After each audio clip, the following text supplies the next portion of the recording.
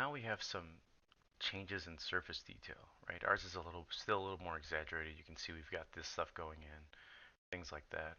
What we want to take special note of is, notice there's like noise in here or little pock marks in the brick. Jump back into Designer and take a look at how we can create those. Probably noticed that, or thought about right off the bat, that you're like, well, he's probably going to use some sort of noise.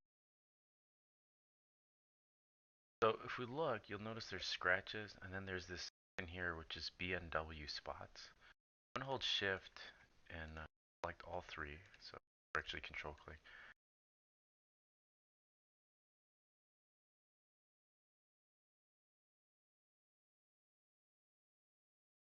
Here's three. You can see it's nice and soft and subtle. Our little spots and a little bit more harder edge noise, and then this one is all big noise. I want to go with something in the middle, so I'm just gonna hang on to BNW spots too. So let's go ahead and grab this and just move it up here. Probably noticed before, we're gonna grab another blend node. Spacebar and just select blend. Now it automatically did this, but I want this to be my foreground.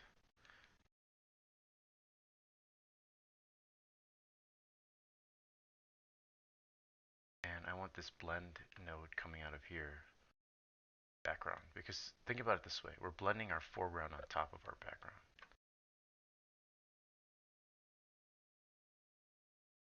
In our blend mode, what I want to do is remove some of the white spots. So just like in Photoshop for blend mode, I'm going to just select here that we get a little bit more. Way too intense. So I'm just going to pull the opacity down just a little. And notice that I'm playing with this blend mode here, not the initial. I'll leave it up to you how much you want, depending on the type of brick you're trying to copy. So just like before, I'm going to hold Shift, and I'm going to blend node here. I'm going to plug it into my new one here. Bring it down. Now when we go to 3D view, block marks in our brick. And if you don't like it, you know, the amount, again, pull your opacity down when you jump back into 3D view. A lot more subtle, depending on. I'm going to exaggerate it just because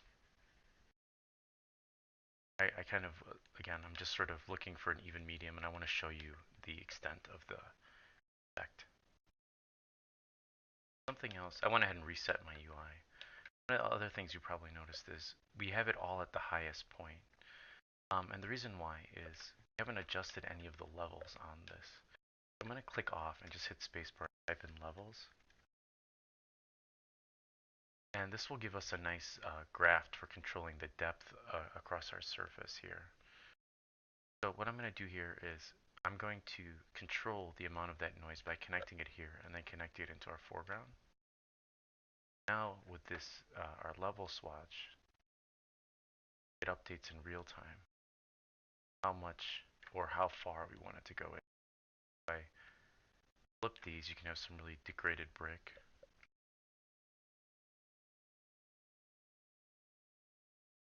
On the fly adjusting the amount. We can also pull the bottoms area, which is the contrast, sharpens up. But a good way again. You should always be looking at your reference to try to copy that. Another thing I want to do is inside of our height map, we're getting a little bit of spiking. Notice that here's our height map too, right? And it's connecting right from our blend node. I really just want the height to be based on this brick here. So I'm going to grab this and I'm going to drag it right into our height map here. Break that connection between our blend node. Notice that we still have the surface detail, but we don't have as bad of spiking in the height based on that. So, and if you probably figured out by now, what we're doing is we're really just affecting the normal map across our brick here, right? Everything, all wheels tie back to that. Back into our instance node here in our histogram, if I move it closer to the right, here we're removing some of that. I want you to sort of okay with that. And that's now that we've connected it there, you can see we're actually getting some nice distribution or cuts into the smaller areas.